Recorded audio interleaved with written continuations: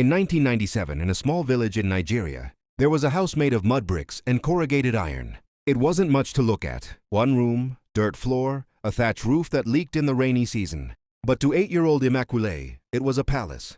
Her father had built it with his own hands, brick by brick, saving for 5 years. Inside, Immaculée's mother kept everything spotless. There was pride in that house. In April of that year, the rains came early. And they didn't stop. For 3 days and nights, the river swelled. On the 4th morning, Immaculée woke to her father's shouts. The water reached the doorstep, then the windowsills. By noon, it was waist-high inside the house. They fled with only what they could carry.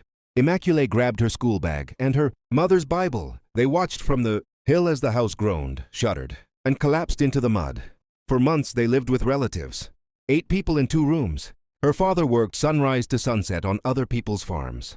Her mother took in washing. Every evening, Immaculée's father would empty his pockets onto the floor. A few coins, some days just 1 coin. He'd separate them into 3 piles: food, school fees, and the house fund. The house fund rarely got anything, but sometimes on a good week, a single coin would clink into that can.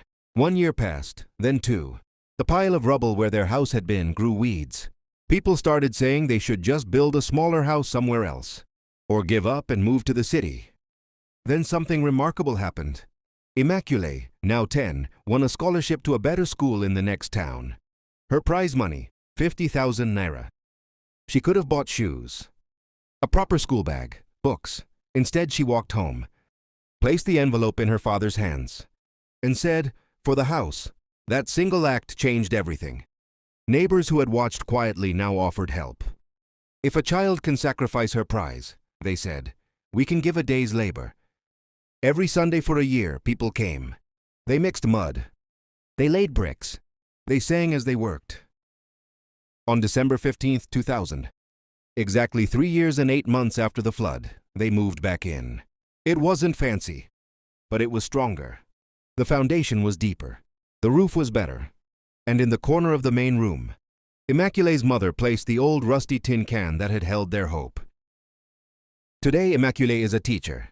She teaches at the very school she attended. And every year, she tells her students about the house. She doesn't just teach them math and grammar. She teaches them about the second brick. You see, her father once told her, the first brick is important. It starts the house.